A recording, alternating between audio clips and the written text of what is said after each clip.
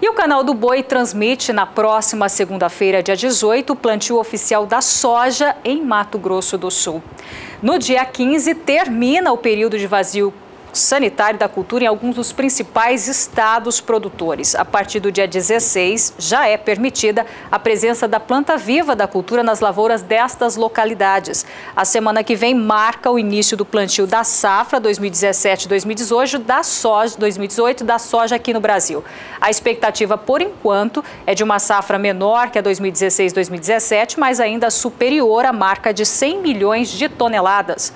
Os estados que já poderão entrar com as máquinas no campo a partir do próximo sábado são Mato Grosso do Sul, São Paulo, Rondônia e Santa Catarina, sendo que em Santa Catarina o período foi recentemente adotado.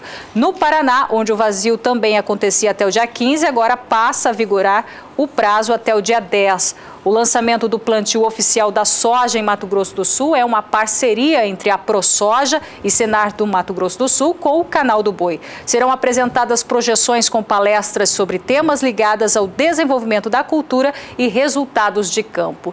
E para falar um pouco mais sobre essa transmissão e essa parceria ProSoja, Canal do Boi e também Senar Mato Grosso do Sul, eu estou aqui com o apresentador do Agricultura BR, que também é coordenador aí de toda essa movimentação, de todo esse evento. Boa noite para você. Fabiano, desculpa. Como é que vai ser essa transmissão?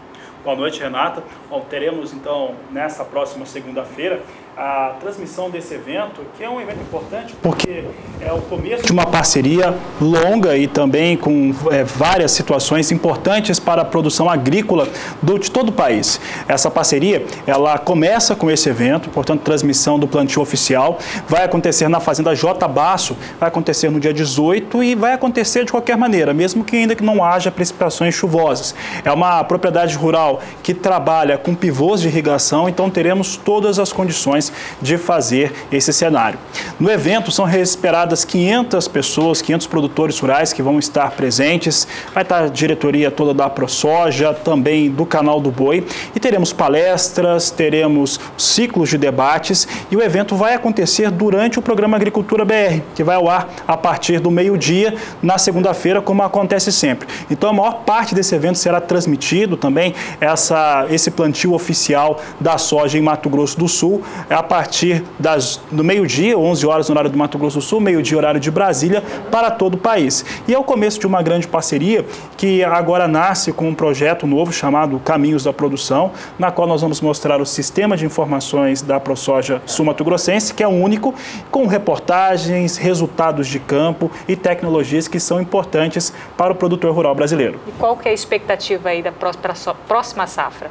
Expectativa para a próxima safra é uma safra ligeiramente menor do que a safra 2016-2017. As situações climáticas que nós tivemos na temporada passada, elas não são tão favoráveis agora como foram anteriormente. Os primeiros números que estão sendo apresentados, Renata, são do Departamento de Agricultura norte-americano e também de consultorias privadas. Eles estão apontando para uma safra entre 107 milhões até 109 milhões de toneladas para o Brasil.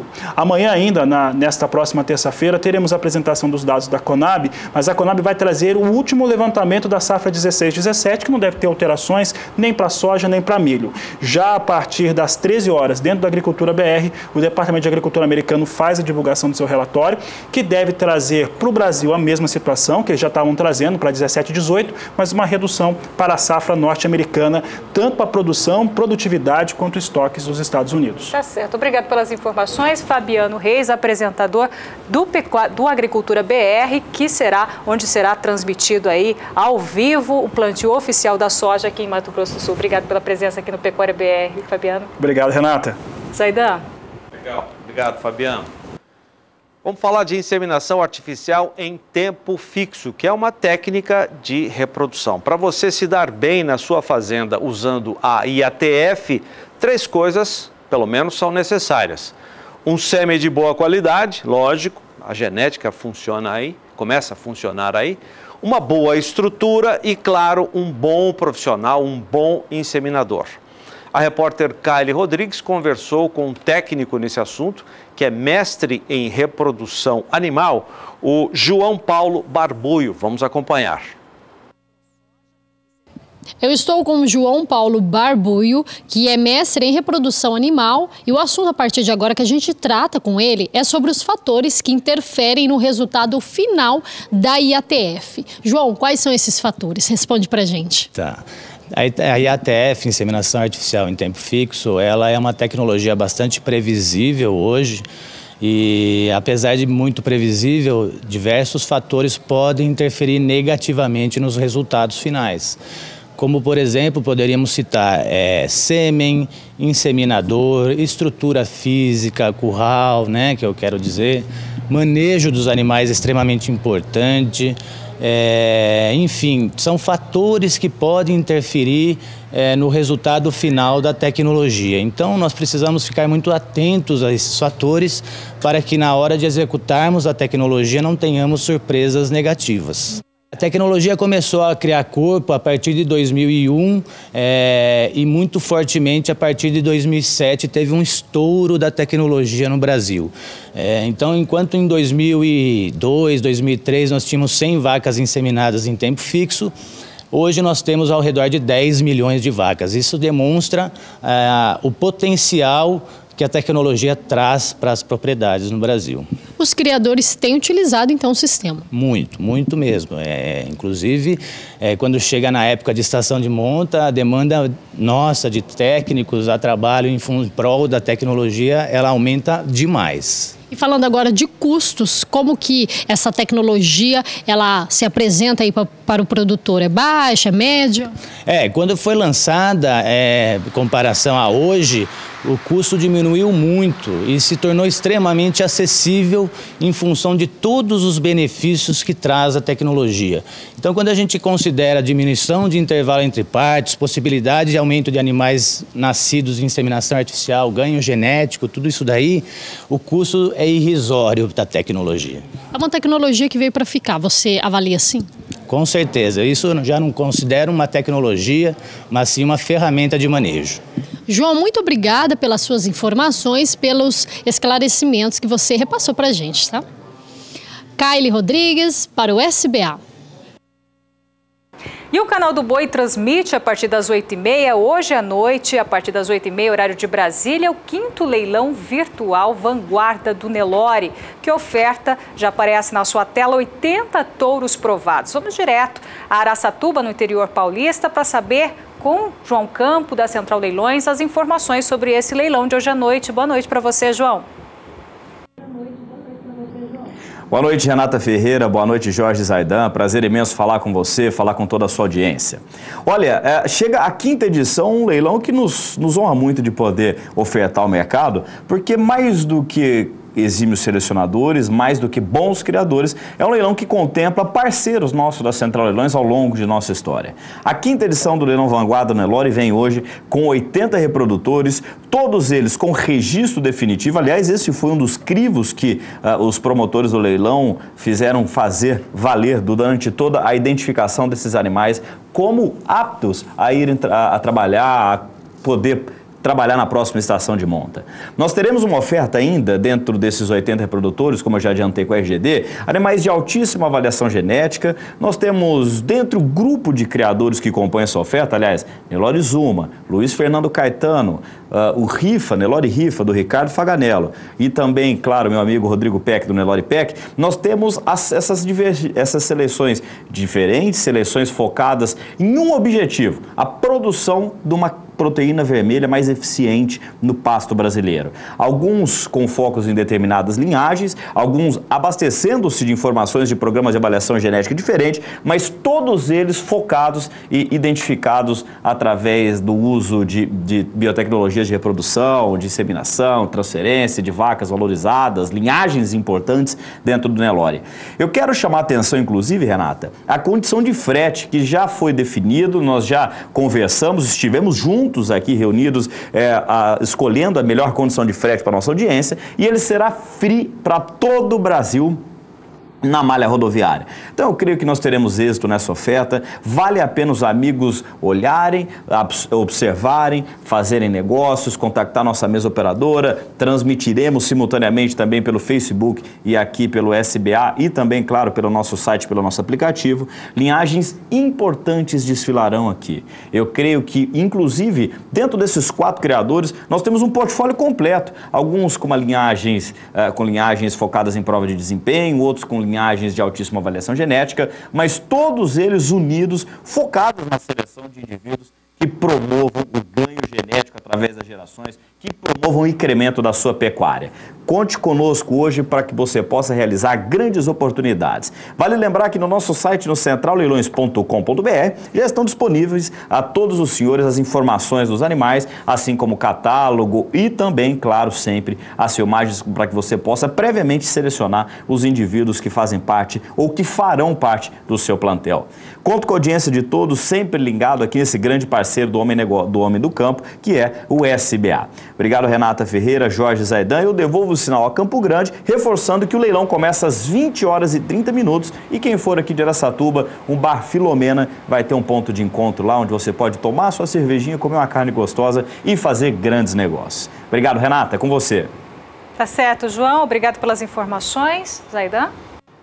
Previsão do tempo agora, calor muito forte, ainda baixíssima umidade, isso você sabe, não é bom para as pastagens. Isso acontece em grande parte do centro-oeste e também do sudeste do país. Vamos chamar a Juliana Rezende para saber como é que fica o tempo nos próximos dias.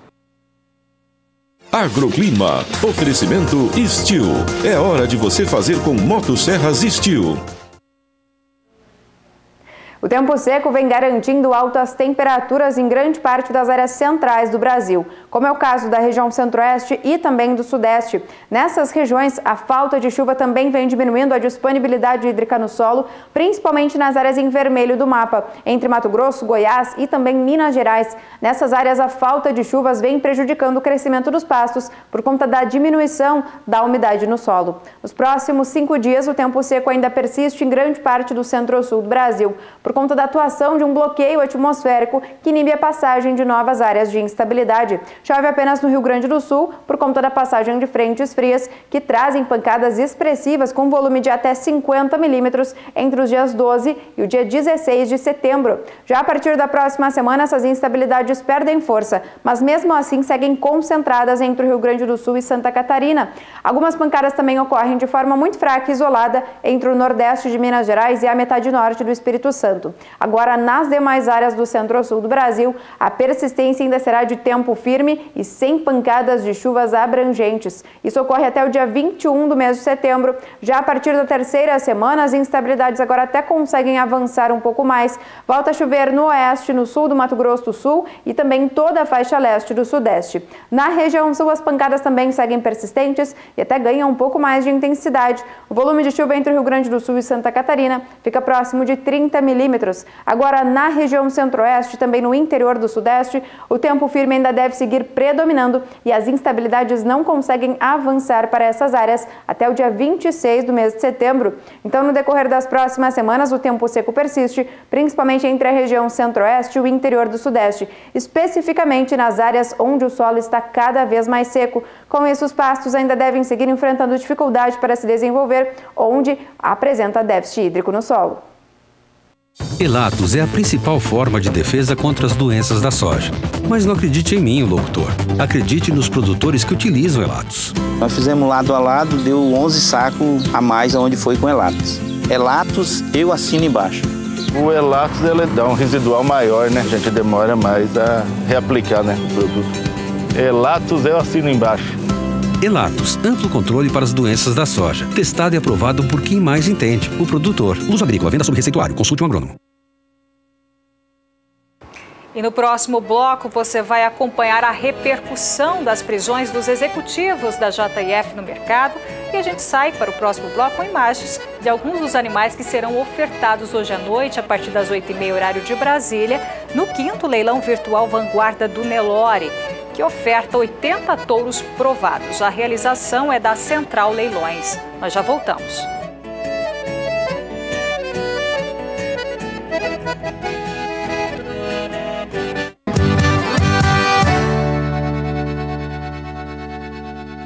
A JBS anunciou nesta segunda-feira a alienação da subsidiária britânica Moy Park. A aquisição foi feita pela processadora de carne de frango norte-americana Pilgrim's Pride Corporation. A JBS celebrou o acordo da sua participação acionária na Moy Park para a Pilgrim's Pride por um valor de $1 bilhão. Segundo o comunicado da empresa, distribuído hoje, a transação foi aprovada por unanimidade pelo Comitê Especial do Conselho de Administração, composto apenas por membros independentes representando os acionistas minoritários. Os recursos obtidos com a transação serão usados para amortizar dívida de curto prazo no Brasil, melhorando, segundo o comunicado, o perfil do seu endividamento e liquidez. E da Polícia Federal, o empresário Joesley Batista, um dos donos do grupo JF, e o executivo da empresa, Ricardo Saldi, presos em São Paulo no domingo, depois de uma decisão do ministro do Supremo Tribunal Federal, Edson Fachin. De Brasília, a repórter Camila Xavier tem mais informações. Joesley Batista e o executivo da JF, Ricardo Saldi, foram presos depois que uma gravação entregue por engano à Procuradoria-Geral da República deixa claro que eles estariam manipulando a delação premiada e que poderiam ter ajuda de um ex-procurador para fechar o acordo. O pedido de prisão foi feito pelo Procurador-Geral da República, Rodrigo Janot. Os controladores da JF, maior grupo de processamento de carne do mundo, fizeram um acordo de delação, onde, entre outras provas, apresentaram uma gravação que fizeram do presidente Michel Temer, supostamente falando sobre o ex-presidente da Câmara. Joesley Batista e Ricardo Saldi chegaram agora à tarde na sede da Polícia Federal aqui em Brasília. Eles devem permanecer presos por pelo menos 5 dias, prazo da prisão provisória determinada pelo STF. Depois de fazerem exames de corpo de delito, os dois devem ser ouvidos pela Polícia Federal. O STF ainda não divulgou como vai ficar o acordo assinado pelos controladores da JBS. Camila Xavier para o SBA. E aí, nossa equipe em Brasília acaba de enviar a seguinte informação. O empresário Joesley Batista, um dos donos do grupo JF e um dos executivos do grupo, Ricardo Saldi, permanecem no prédio da Polícia Federal, onde podem ficar presos por até 5 dias, prazo da prisão provisória decretada pelo Supremo. Os dois já passaram por exames de corpo de delito e foram ouvidos por um delegado da Polícia Federal. Ainda segundo as informações de Brasília, agora há pouco, o juiz Valisney de Souza, da 10ª Vara Federal de Brasília, suspendeu o acordo de leniência firmado entre o grupo e o Ministério Público Federal. O juiz validou o acordo de leniência na semana passada, ele havia feito isso, mas tinha condicionado a validação a uma decisão do Supremo. No fim de semana, o ministro Edson Fachin suspendeu parte do acordo com a JF, o que levou o juiz federal a tomar a decisão de hoje. Renata. Bom, Zaidan, você conversou com um dos analistas de pecuária de corte da Rural Business, Júlio Brissac, não é mesmo? É verdade. Hoje nós enviamos uma equipe até a Rural Business, que é uma agência de informações, parceira aqui do Canal do Boi, perguntando a ele, agora com esse episódio de ontem, a prisão dos dois executivos, principalmente o dono da JF, um dos donos, Joesley Batista, o que mudaria no mercado de preços do boi gordo. @sobe, @cai, Júlio Brissac, o que você tem a dizer sobre esse assunto? Zaidan, o que a gente tem que entender nesse processo de prisão do Joesley Batista, acho que a gente pode dividir isso em 2 partes. A primeira dela é entender que, ao longo dos últimos anos, o Joesley Batista era muito mais um articulador político, tentando fazer aí, gastando boa parte do seu tempo com manobras políticas, tentando favorecer a JBS no mercado. Portanto, muito longe da esfera administrativa do dia a dia da companhia. Isso é um ponto importante de ser observado. O segundo ponto que a gente tem que entender é que há um processo realmente muito complicado dentro da JBS. Aliás, eu tive aí com você durante a Operação Carne Fraca, alertando aos seus telespectadores que nós estávamos, naquela época da Operação Carne Fraca, aparecendo apenas a ponta de um iceberg, de um problema que deixaria um escândalo político, que deixaria a Odebrecht no chinelo. Decorrido todos esses meses, a gente tem agora a prova disso. Portanto, é importante a gente entender, dividir essa situação entre a prisão do Batista, do Joesley Batista, e a questão do dia a dia da empresa. É importante a gente entender também que o peso maior que vem pela frente aí é a tendência ao fim do acordo jurídico que a companhia tinha após a sua delação premiada, parte da sua delação premiada.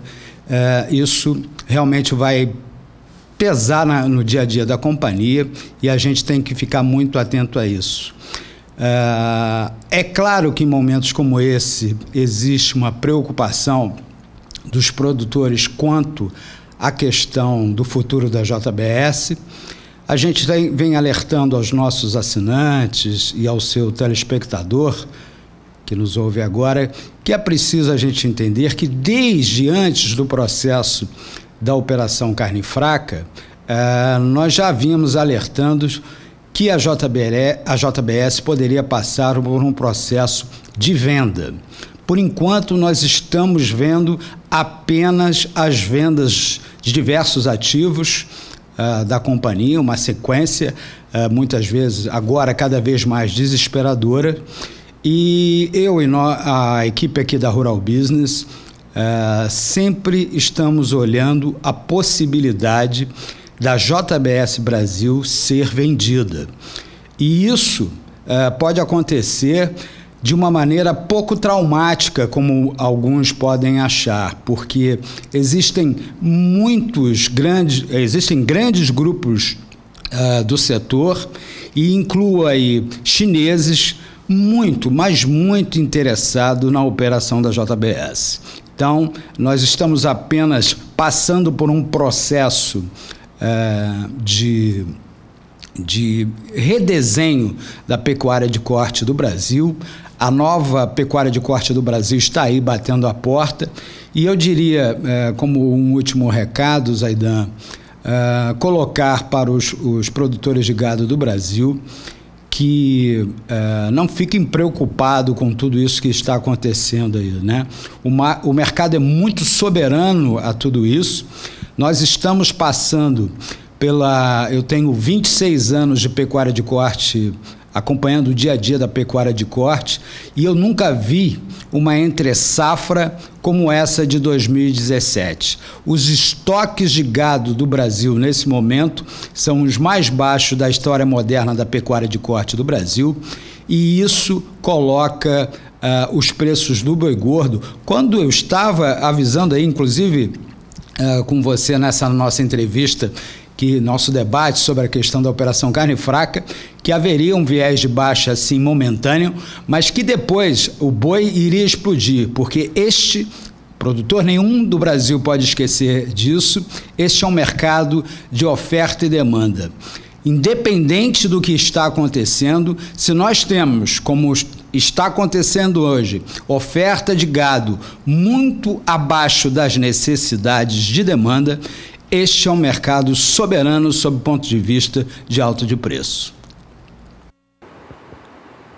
Está aí Júlio Brissac, analista em pecuária de corte da Rural Business, dando o seu parecer em relação ao mercado do boi gordo e toda essa movimentação no mercado recentemente. Vamos até a Bolsa de São Paulo com a Sara Kirchhoff, que traz para a gente as informações do dólar, o fechamento do dólar nesta segunda-feira, mas antes, toda essa movimentação, a prisão dos executivos da JIF trouxe algum impacto para as ações da empresa nesta segunda-feira? Boa noite para você, Sara. Boa noite, Renata. Boa noite a todos. Pois é, mesmo com a prisão de Joesley Batista, ao longo do dia, as ações da JBS vieram em alta, mas no fechamento de mercado, encerraram o dia de hoje em queda. As ações da JBS, como a gente vê aqui, tiveram uma queda de 0,73%, encerrando o dia aos R$ 8,13. Esse foi o valor final das ações do Grupo JBS, portanto, nesta segunda-feira. Como eu falei, ao longo do dia, elas ainda assim vieram em alta, mas no fechamento fecharam em queda, então, de 0,73%. Só que essa queda das ações da JBS, elas não foram suficientes para assegurar o recorde histórico do índice Bovespa nesta segunda-feira, que atingiu os 74.319 pontos, em uma alta de 1,69%. A máxima histórica do índice até então havia sido registrada em maio de 2008 e tinha sido de 73.516 pontos. E hoje, portanto, passou aí dos 74 mil, fechando em 74.319 pontos, um recorde histórico do índice Bovespa, que é o principal índice aqui da B3. Os analistas de mercado atribuíram essa alta, esse recorde, a uma série de fatores, entre eles a queda na taxa básica de juros, a Selic, um cenário econômico mais positivo no Brasil, a vitória do governo no Congresso em importantes pautas, a reviravolta na delação, justamente na delação da JBS, e a possibilidade de aprovação da reforma da Previdência, entre outros fatores, portanto. Então, falado do Ibovespa, das ações da JBS, vamos para o fechamento do dólar, que hoje veio em queda ao longo do dia, chegando a bater R$ 3,08, mas no decorrer da segunda-feira, o dólar comercial se recuperou e encerrou o dia em alta. A alta foi de 0,32% e o dólar comercial termina o dia de hoje aos R$ 3,10 mais 50. A moeda americana ela também se recuperou frente a outras moedas mundialmente, principalmente por causa do enfraquecimento, do recuo do furacão Irma, que atinge lá a América do Norte e os Estados Unidos. Daqui a pouco eu volto com mais informações de mercado. É com vocês. Tá certo, Sara, obrigada pelas informações, então até já.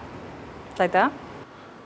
Vamos falar de negócios com o mercado internacional. O movimento, a balança comercial brasileira, nos primeiros dias úteis de setembro, foram 5 dias, semana passada e o dia 1º na semana anterior, a balança teve um resultado positivo, mais uma vez, de 1 bilhão e 300 milhões de dólares. Vamos saber como é que se comportaram os negócios dos produtos agro. Notícias boas para a carne bovina. Vamos começar com a soja. A média diária nesses 5 dias úteis de setembro, 227 praticamente mil toneladas. No acumulado até agora de setembro, mais de 1 milhão e 100 mil toneladas. Carne suína também com 4.200 toneladas diárias. Um acumulado de quase 21 mil toneladas. Na comparação com a média diária do mês de agosto, a alta foi de 63%, portanto, uma boa semana para as exportações de suíno, nos primeiros 5 dias de setembro. Carne bovina, outra boa notícia, outra boa surpresa, média diária de 6.400 toneladas, no acumulado 32 mil toneladas, e aí a alta em relação ao mês de agosto, a média diária foi agora, nesses primeiros 5 dias, 20% maior. Se fizermos a comparação com a média diária do mês de setembro do ano passado, a alta agora, nesses primeiros 5 dias, foi de 45%. Frango também uma boa surpresa, uma boa notícia, 18.800 toneladas diárias, com o acumulado caminhando para 95 mil toneladas e uma alta nessa média diária, na comparação com agosto, de 13%. Milho, 301 mil toneladas, um volume acumulado de 1,5 milhão de toneladas e alta na comparação com o mês de agosto de 31%. Alta não significativa porque em agosto estava um pouquinho tempo depois da colheita da segunda safra, não havia muito estoque, portanto, não tinha muito excedente para as exportações. Falar com o João Pedro aqui, nosso comentarista. João, mais uma vez, carne bovina com um bom desempenho, né? Zaidan, nós vemos comentando isso há muito tempo aqui, né? Que você tem uma evolução, apesar das burradas que foram feitas no primeiro semestre, se continua tendo uma evolução as exportações. O mundo precisa de carne vermelha e o país que tem condição de atender somos nós.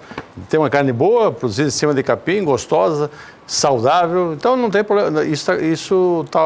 Há um reconhecimento mundial para a nossa carne. Infelizmente, ainda não conseguimos superar a questão dos Estados Unidos, que não é só por causa das 3 mil toneladas mensais que eles compram da gente, mas pela questão de imagem do Brasil. Acho que a hora que também o governo americano, o USDA, lá autorizar o retorno das exportações de carne in natura, e os frigoríficos e o Ministério levarem a sério essa questão de controlar, para não mandar a peça inteira, ver se não haver nenhum abscesso, alguma coisa, o Brasil tem tudo para chegar numa faixa de 7 mil toneladas dia. Ou seja, aí sim, nós estaríamos tranquilos na primeira posição no mercado mundial. Chega perto de 150 mil por mês. Por mês. Então, isso aí, hoje nós estamos com 6.400, são 20 dias úteis no mês de setembro, nós estamos falando num mercado de quase 128 mil toneladas. Isso é muito bom. Se compararmos com setembro de 2016, estamos falando em 45% a mais. E o câmbio que não está ajudando. Hoje o câmbio deu uma pequena reagida, 3,10, né? Mas o índice Bovespa também teve um recorde, né? O Bovespa até... O termômetro estava bom hoje para as ações. Eu acho que a economia está começando a dar sinais de melhora, né? O problema todo é que a classe política está travada e delações, etc. Tudo isso atrapalha. Mas 2 números também são importantes nessas carnes também, é o frango. O frango voltou a ter patamares que ele teve no ano passado, que depois daqueles episódios que trancaram alguns frigoríficos, aí atrapalhou o frango, baixou para 13 mil. Agora estamos falando em 18 mil toneladas, quase 19 mil dia. É um número muito bom, muito bom. E é positivo para o setor, porque o frango, o mercado interno não está conseguindo absorver toda a produção, então, o que nós estamos produzindo. Então, nós precisamos de ter a válvula de escape da exportação. A suinocultura, sim, essa precisa de aumentar, ampliar suas exportações. O ano passado já foi um ano bom.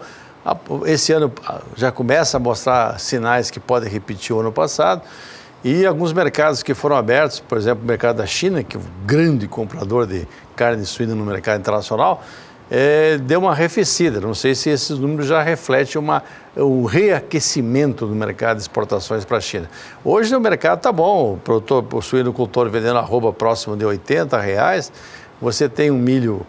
O milho agora deu parou de cair, começou a dar uma pequena uma alta. Isso também é fruto das exportações. Né? Essas 300 mil toneladas por dia, está enxugando um pouquinho. 1,5 milhão até agora. 1,5 milhão até agora. Se nós projetarmos isso para os 20 dias úteis, nós estamos falando em alguma coisa perto de 6 milhões de toneladas.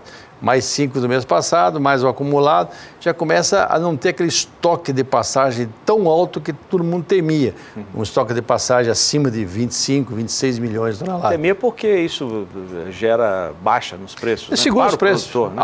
Alto estoque é preço baixo, baixo estoque é preço alto. Então, o Brasil consome 58, 59 milhões de toneladas, uma produção de 98, nós temos que exportar. Não tem lógica o Brasil se passar um estoque de passagem de mais de 20 milhões de toneladas de milho. Nesse ritmo, pode ser que a gente consiga. Lembrando que, a partir de agora, entra a safra americana, e o americano tem uma logística muito melhor que a nossa, tem vantagens, é um país que tem barganha no mercado internacional, um grande importador. Então nós vamos sofrer um pouco a concorrência do americano agora nesse próximo trimestre. Legal, João. Vamos dar uma olhada, João, no gado, já te agradecendo a sua participação. Põe pra gente alguns dos touros que serão vendidos hoje à noite aqui conosco. Dá uma olhada aí, realização da Central Leilões. Leilão começa às 8h30 da noite no horário de Brasília. O leilão da Vanguarda do Nelore, realização, repito, da Central Leilões. Com essas imagens, vamos para o intervalo comercial e daqui a pouquinho o Fórum Carne é Saúde, gravado na Expo Inter em Esteio e será exibido pela primeira vez daqui a pouco aqui no Pecuária BR. Até já!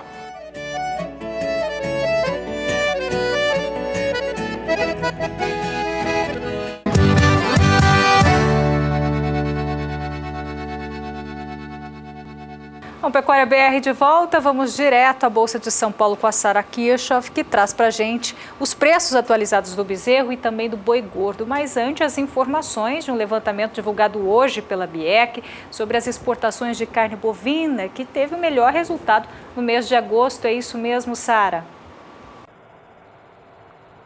É isso mesmo, Renata. Segundo esse levantamento divulgado pela BIEC, as exportações da carne bovina no mês de agosto tiveram alta de 13,4%. E a gente preparou aqui um painel para ilustrar como que foi essa alta da exportação da carne bovina brasileira em relação aos outros meses. Portanto, como eu falei, a alta foi de 13,4% no mês de agosto e foi o melhor resultado obtido desde outubro de 2013 nas exportações e representam aí 145.822 toneladas do produto, o que gerou um faturamento de mais de 607 milhões de reais. 607 milhões de dólares. Esse valor é 12,8% maior do que o faturamento no mês anterior, no mês de julho, portanto. Uma boa notícia aí para o mercado da carne, para o mercado da carne do boi gordo, então, que veio com bons números na exportação. Desses dados, então, já vamos para o mercado. Eu vou começar com o mercado de bezerro hoje, de acordo com o levantamento do CPEA, no mercado físico. O preço médio do bezerro negociado hoje no estado de Mato Grosso do Sul foi de R$ 1.149,12 por cabeça. Esse valor ele representa uma alta no dia em relação à sexta-feira. A alta é de 1,32% e no acumulado do mês o bezerro vem em alta de 3,71%. Esse é o mercado físico do bezerro, então, para esta segunda-feira. Do bezerro, já vamos para o boi gordo, também no mercado físico, conforme a média ponderada do CPEA, R$ 145,39 a arroba. Média ponderada para o estado de São Paulo nesta segunda-feira, 11 de setembro. O produto, portanto, no estado de São Paulo, conforme o levantamento do CPEA, veio em queda no dia de 0,31%, mas no acumulado do mês, o boi gordo continua em alta, hein? A alta é de 1,70%. No mercado físico, agora encerramos com o mercado futuro. Boi gordo BMF Bovespa teve variação nos principais contratos hoje. O contrato para setembro, por exemplo, operou muito próximo da estabilidade. Variou para cima apenas 0,04% e, conforme o ajuste atual, foi negociado hoje por R$ 144,86 a arroba. O contrato para o mês de outubro, contrato referência, 830 negociações, no valor de R$ 141,62 a arroba, também próximo da estabilidade, com uma leve alta de 0,06%. Contratos para novembro, R$ 140,69 a arroba, em queda de 0,22%. E para encerrar, contrato com vencimento para dezembro, negociado aqui na B3 nesta segunda-feira, por R$ 140,50 a arroba, em queda de 0,18%. Essas eram as informações de hoje, direto dos estúdios da B3. Nós voltamos com vocês aí em Campo Grande. Tá certo. Sara, obrigado pelas informações. Até amanhã. Zaidan? A Semana do Boi Gordo começa como terminou a outra, com poucos negócios. Confira a análise da Scott Consultoria. Alex Lopes. Olá, hoje é dia 11 de setembro de 2017, segunda-feira. Uma semana que começa no mercado do boi ainda, né? Claro, regida pela pequena oferta, pela dificuldade dos frigoríficos de comprarem matéria-prima. Um fundamento que aí já há um mês e meio, pelo menos, vem fazendo o mercado trabalhar com altas valorizações bastante importantes, né? Mas o que a gente tem em especial nessa segunda ainda somado nessa falta de oferta, uma situação de demanda boa, de começo de mês, de feriado, né? A gente teve aí um feriado no final da semana passada, isso diminuiu ainda mais as compras dos frigoríficos. A sexta-feira, embora algumas indústrias estivessem comprando, é praticamente um dia sem nenhum negócio. Já é assim, sexta-feira regular, ainda mais depois do feriado, praticamente não se compra nada. Então a segunda-feira começa com os compradores tendo que intensificar as compras, a saída de carne ainda está melhor, né? Está boa em função do começo de mês, então você tem um estoque menor de gado, tem menos dias de abate, menos escalas programadas, um momento em que a venda de carne ainda está boa, então naturalmente isso faz com que os compradores em plena segunda-feira intensifiquem a compra. A gente fala em plena segunda-feira porque sabe que é um dia em que muitas vezes os frigoríficos estão fora dos negócios, estão começando ainda a perceber como o mercado vai andar para começar a negociar, mas nessa segunda-feira, excepcionalmente, o mercado foi bastante movimentado. A gente teve alta em praticamente todas as praças do Mato Grosso, Minas Gerais com valorização. Então, um cenário de firmeza, um cenário de alta, em que no curto prazo não há nenhuma tendência ou nenhuma expectativa que isso mude. Bom, pessoal, um grande abraço a todos. Eu sou Alex Lopes, zootecnista e consultor de mercado da Scott Consultoria. Até a próxima. Cotações do boi gordo. Oferecimento Topline Puron. Há 20 anos, sua ferramenta no controle parasitário. Agora os preços apurados hoje pela Scott Consultoria para uma boiada comum. Vamos começar pelo sul do país, preços à vista, sem alteração. Dá uma olhada na sua tela. Os mesmos preços da última segunda-feira, Renata. Agora a região norte teve uma alteração, alta de R$1 em Paragominas, no Pará. Nas demais praças, preços estáveis. Sem alteração também na região nordeste. Vamos dar uma olhadinha também, região centro-oeste teve nessa primeira tela, sem alteração em Goiás e Mato Grosso do Sul. Alteração na segunda tela, centro-oeste, na praça de Cuiabá, R$2, norte do estado, R$1, sudeste de Mato Grosso, R$1 e R$1 também de alta no sudoeste de Mato Grosso. Na região sudeste, alta de R$1 no sul de Minas. Outra fonte de apuração de preços boi gordo à vista é a agência Rural Business, que apura para uma boiada de bom acabamento de carcaça e também de boa logística entre a indústria e a fazenda. A gente começa pela região sul do país, onde o preço, segundo a Rural Business, teve queda de R$2 no Paraná e de 3 centavos no quilo no Rio Grande do Sul. Vamos para a região norte agora, uma queda de R$2 na arroba em Rondônia. Na região nordeste, não houve alteração, segundo a apuração feita pela Rural. No centro-oeste, Mato Grosso do Sul registrou alta de R$2, boiada comum, segundo a Scott Consultoria. E para o sul do Mato Grosso, uma alta maior ainda, R$4 na arroba. Bom, na região sudeste, segundo a apuração da Rural Business, não houve alteração de preços, portanto, preços estáveis. Você vai ver a seguir, depois do intervalo comercial, o Fórum Carne é Saúde, gravado durante a Expo Inter, em Esteio, no Rio Grande do Sul. Contou com a participação de especialistas em setores diferentes da cadeia produtiva da carne, a realização do Canal do Boi e da Valê. Já, já.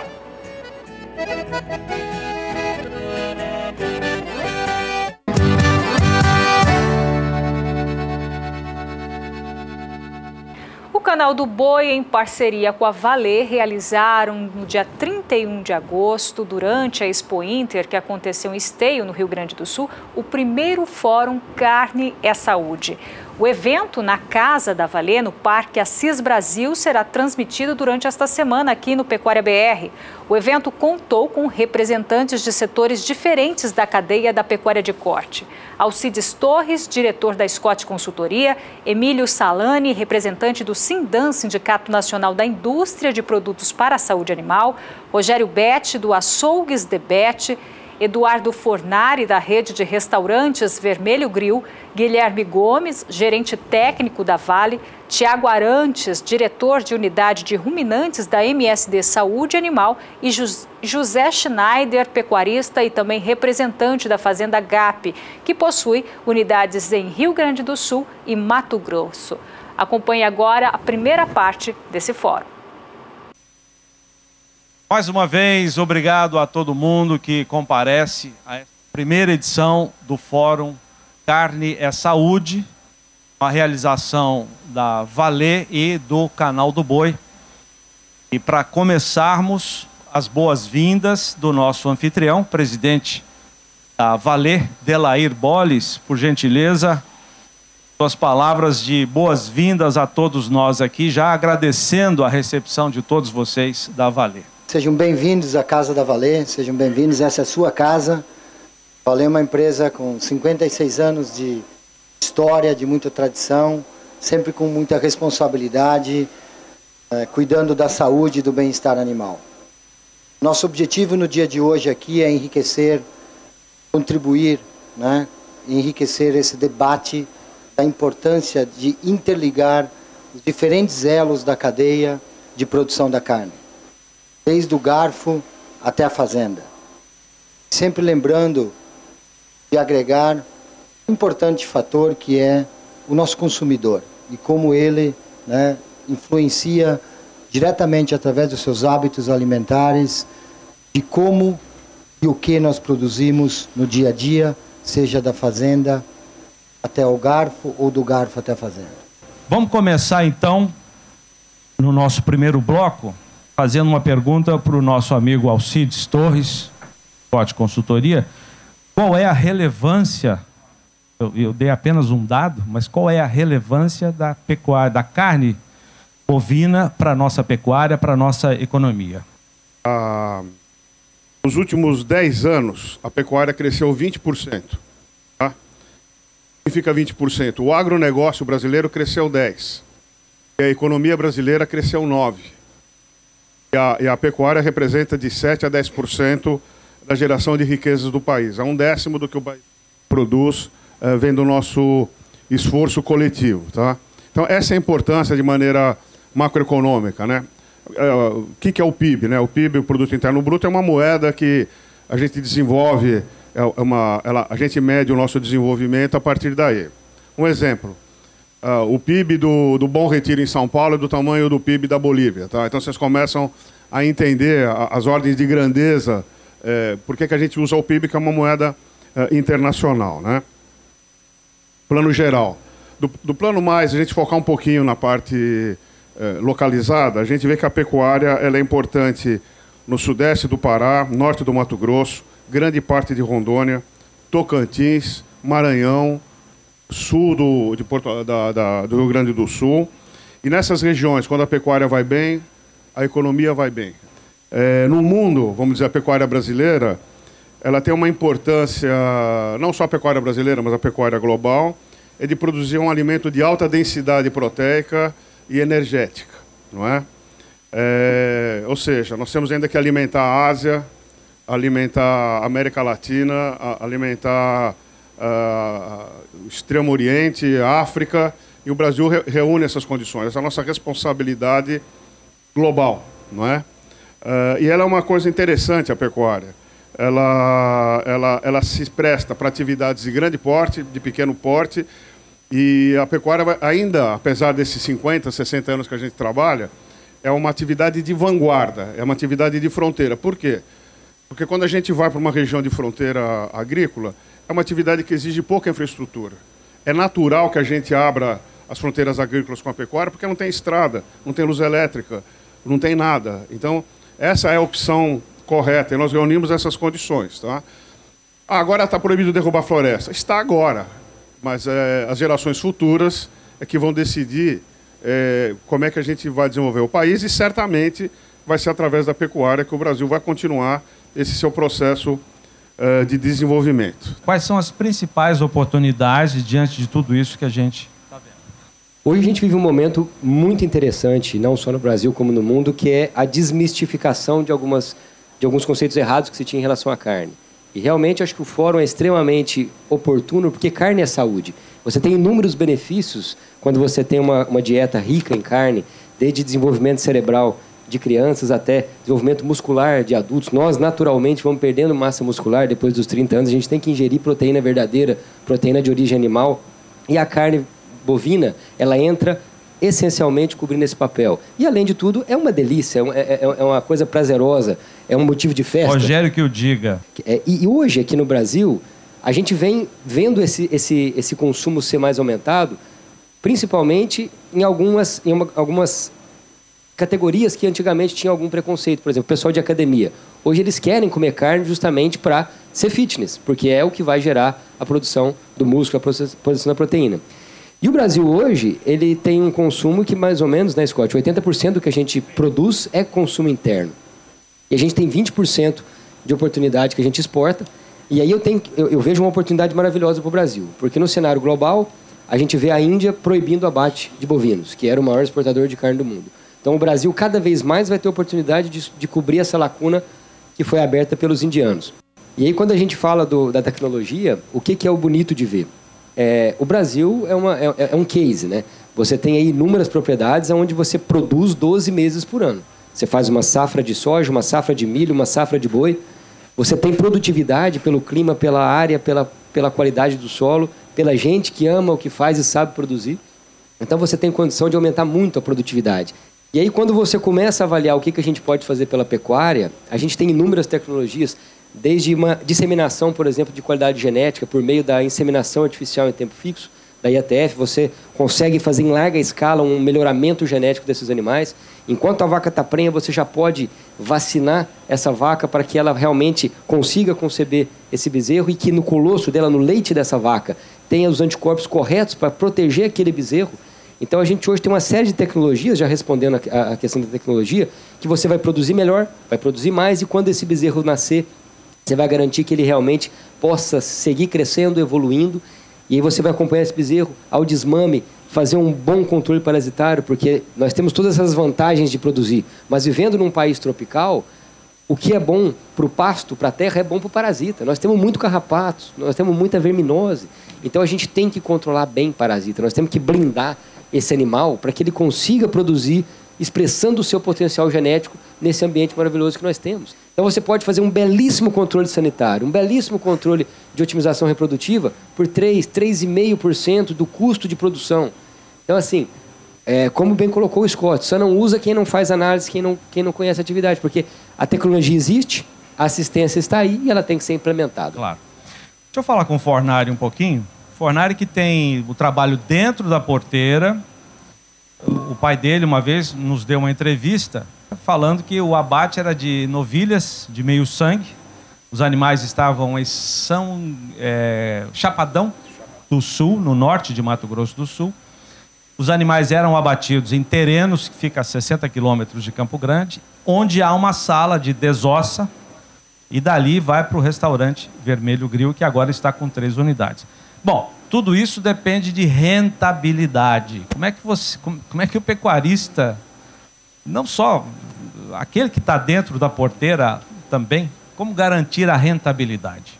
Nós do Vermelho Grill nos enxergamos dentro da cadeia, porque quem paga toda a conta, na minha opinião, é o consumidor final. Então, no nosso caso, a gente tem uma remuneração diferenciada na fazenda, que é nosso parceiro, é tratado praticamente como um sócio, e a gente paga uma remuneração diferenciada para ele me entregar a mesma matéria-prima 52 semanas por ano. Aí começa o grande diferencial, porque a gente tem um padrão o ano inteiro, a gente tem uma qualidade o ano inteiro, aí vem sanidade fundamental, investimento em tecnologia, investimento em procedência, tudo isso faz com que a gente possa, na ponta final, agregar valor, porque o consumidor enxerga isso como valor agregado para ele. Ele poder ir na nossa loja ou ir no restaurante e comer sempre a mesma coisa, sempre com qualidade, para ele é muito importante, ele está disposto a investir nesse tipo de negócio, nesse tipo de carne. Vamos passar um pouquinho a bola para a indústria também. Ô Salani, como é que a indústria tem se preparado com pesquisas, com desenvolvimento, para atender essa demanda, não só dentro da porteira, mas visando o consumidor, como disse o Fornari? Eu entendo que nos últimos 10 anos o Brasil evoluiu muito em termos de portfólio de produtos a ser oferecido ao pecuarista. Foi uma elevação de nível de exigências do Ministério da Agricultura. Isso permitiu que nós, os laboratórios associados ao Sindan, a gente pode imaginar aí temos 90% do PIB veterinário como associado do Sindan. Porque acessar as ferramentas para aplicar um protocolo sanitário, como o Tiago colocou, como o pessoal da Scott colocou, é fundamental. Não tem mais aquela diferença entre você lançar mão de uma ferramenta de qualidade para uma de baixa qualidade. O manejo é complicado. E aí a gente sempre tangencia com a aftosa, né? Tem muitas pessoas que entendem que nós somos terminantemente contra a suspensão da vacinação da febre aftosa. Tem uma oportunidade na Dinheiro Rural, nas páginas verdes, onde a gente deixa muito claro que nós nunca fomos, não somos e não seremos contra a retirada da vacinação. Ela, no final de tudo, deu a possibilidade de vocês apresentar esse número de 80-20. As minhas conversas com a BIEC, eu deixo bem claro. Será que existiria uma BIEC sem uma excelente vacina contra a febre aftosa como nós temos hoje? Né? Então, a gente sempre coloca esse ponto de vista. Ela dá sustentação a toda essa sanidade que nós podemos oferecer. O nosso associado pode oferecer ao pecuarista, né? E a nossa preocupação com a retirada da vacinação é se ela é feita com segurança.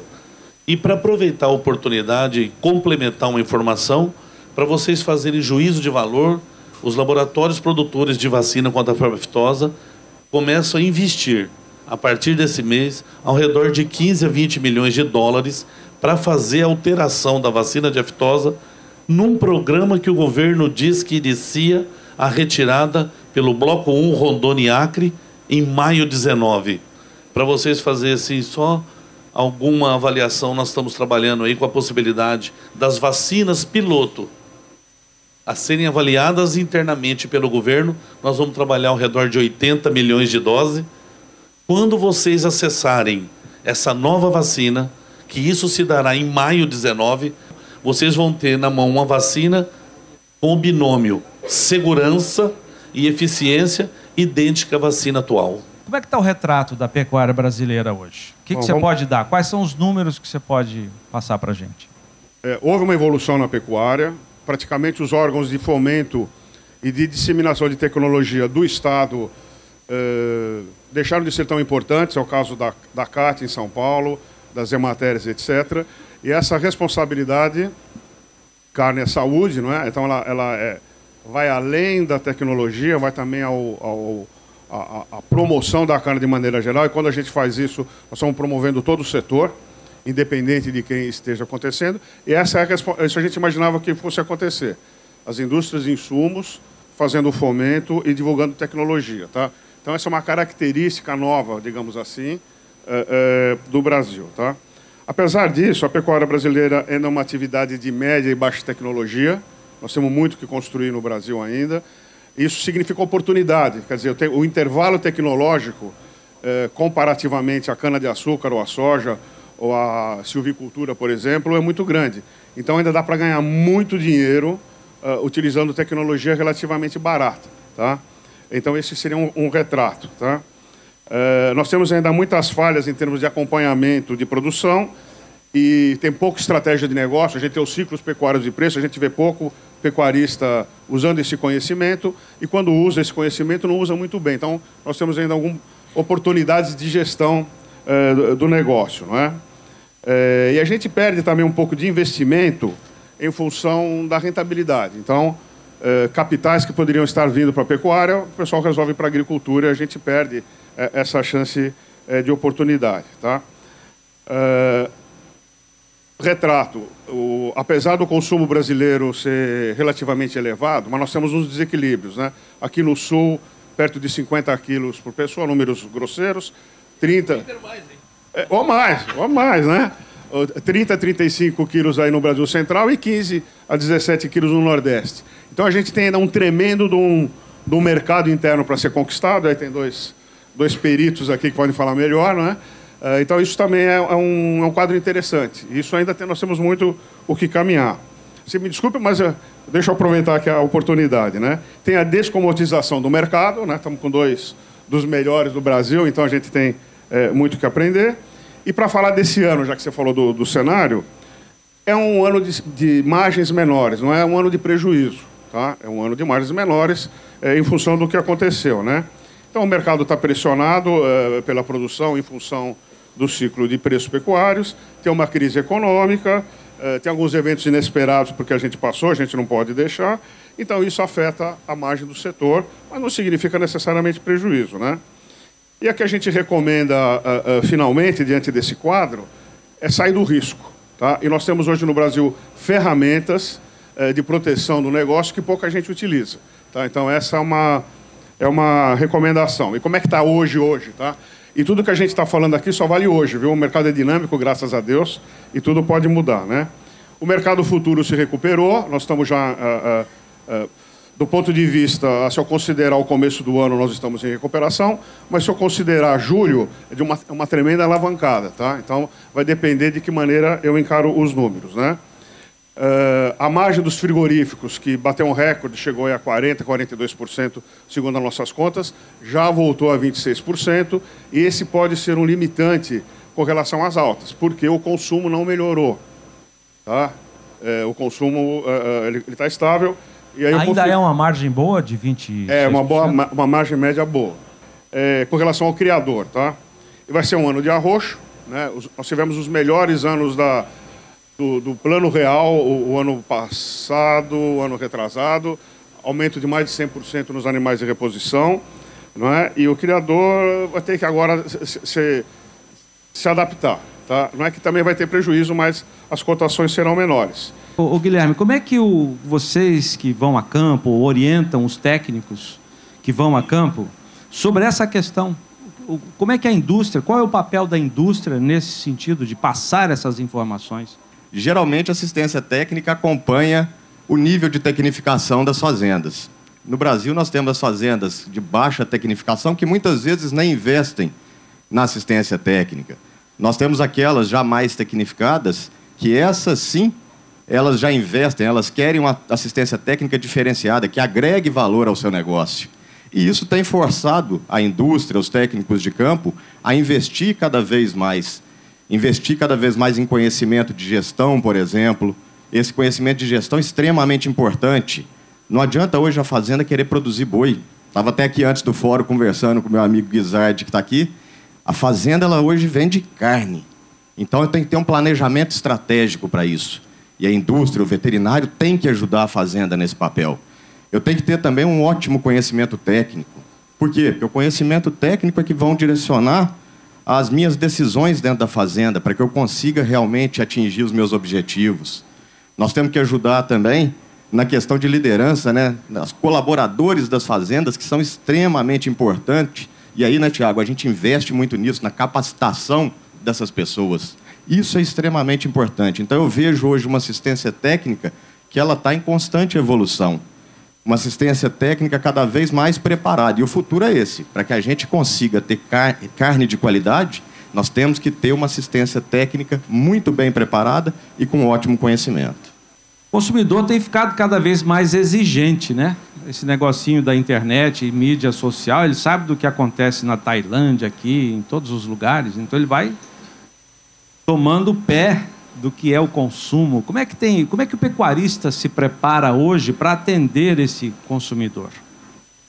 Eu divido o consumo em dois momentos, em dois perfis, né? O perfil da pessoa que consome carne como fonte de alimentação, como fonte de proteína, né? Que é a tal da mistura, quando ela tem a oportunidade de consumir carne por questões financeiras, né? A economia está melhorando, então ele compra mais um pouquinho de carne. E tem agora a mudança, que eu acredito que é um novo mercado, daquelas pessoas que consomem carne como fonte de prazer, né? Como fonte de diversão, como fonte de alegria, como fonte de... uma palavra usada em inglês hoje que está na moda, wellness, né? De bem-estar, de investimento em si. E esse consumidor ele é muito exigente, porque ele não come carne toda hora, todo dia, mas quando ele consome a carne, ele quer comer uma carne de qualidade. E quando a gente fala de carne de qualidade, não precisa ser especialista para saber o que é carne de qualidade ou não. É só você experimentar um pedaço de carne de qualidade, que aí é muito difícil andar para trás. E agora a carne começa a ter nome, a carne começa a ter marca, a carne começa a ter origem, a carne começa a ter raça, né? A gente começa a falar sobre a idade do animal, como sobre alimentação, né? Então, uma coisa que está acontecendo ultimamente é que a carne entrou no discurso, entrou na conversa, né? Em qualquer lugar você vai, tem uma conversa sobre carne, sobre animal, sobre as raças e modos de preparo. Então a gente vem descobrindo diversas maneiras como grelhar uma carne, se é com lenha, se é com carvão, se é grelhado, se é assado, se é defumado, se vai o tempero, se não vai, como é. Eu acredito que a carne de alta qualidade hoje representa 0,0 alguma coisa da produção nacional. E eu acho que tem um potencial chegar a 2, 3, 4, 5%. Ou seja, a gente tem um potencial enorme, pode multiplicar algumas vezes a produção que vai ter mercado para isso. E quando a gente começa a ver o produtor falando que não produz boi, que produz carne, a gente começa a entender que as coisas estão mudando.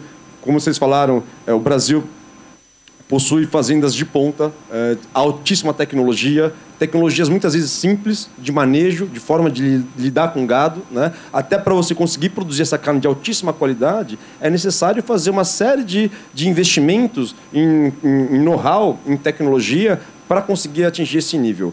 E eu, com toda certeza, com toda a segurança, eu quero dizer, eu acredito que no Brasil já se produz uma das melhores carnes do mundo. Fornari, você cobra muito do seu fornecedor? Como é que é essa relação? A gente tem uma parceria exclusiva com a fazenda. Ela produz com exclusividade para a gente. A receita de produção é sua ou é da fazenda? É discutido junto, inclusive na inseminação. Hoje em dia a tecnologia está tão presente que a gente filtra por marmoreio, ou filtra por camada de gordura, ou filtra por aro de ouro de lombo. Então a gente discute junto. A conta tem que fechar para a fazenda, mas o consumidor precisa comer a melhor carne. Então, é muito interessante isso. A gente faz visita, todo mês vai estar na fazenda, o dono da fazenda está junto na loja vendo o que o consumidor fala, ele tem amigos que dão opinião, que ligam, falam, estou comendo a sua carne aqui, está muito boa, isso é motivante para ele. Dentro do restaurante a gente tem um cartão de procedência que vai no cardápio, onde fala o nome da fazenda, dá todas as características daquele animal. Então, toda essa integração puxando o produtor para se sentir responsável com a ponta final da carne. Isso é muito legal. Esses programas de rastreabilidade funcionam muito bem, assim. Hoje em dia tem QR Code na embalagem, que sabe aonde esse animal vem, do que é alimentado, quem é o pai, quem é a mãe, enfim. Tem uma infinidade de informações para a gente dar. E eu acho que quem não seguir esse caminho vai cair fora, porque o consumidor está longe de ser bobo e está cada vez mais esperto e querendo informação. Está disposto para pagar. Os meus funcionários compram no nosso açougue carne mais cara do que o açougue do bairro deles, dizendo o seguinte, não, mas eu percebo uma qualidade diferente, eu estou disposto a comprar uma carne de mais qualidade. Então, se os meus funcionários estão dispostos a gastar mais sobre carne, então eu acho que não só nicho, Rogério, eu acho que dá para elevar um pouquinho a régua na carne commodity também. Os investimentos que você mencionou, um ano de margens menores, também o que você disse, haverá espaço para mais investimentos em tecnologia e o que representa o investimento em tecnologia para a pecuária em tempos como esse de 2017, que tivemos muitas dificuldades. A tecnologia é inexorável, tá? E como eu falei, o intervalo tecnológico é tão grande, por exemplo, um protocolo sanitário, puxar a sardinha aqui, é barato. É barato e ele proporciona uma segurança enorme. Tá? Por que não usar? Né? No confinamento é 1%, 2% do custo. Então, por que eu não uso? Algum preconceito, né? Fertilização, nutrição de solo, quase nada a gente faz. Tá? Manejo de capim, quase nada a gente faz. Né? Investimento em genética, muito pouco. Então, quer dizer, temos feito muito, mas são investimentos relativamente baratos. Por exemplo, o seguro, vai.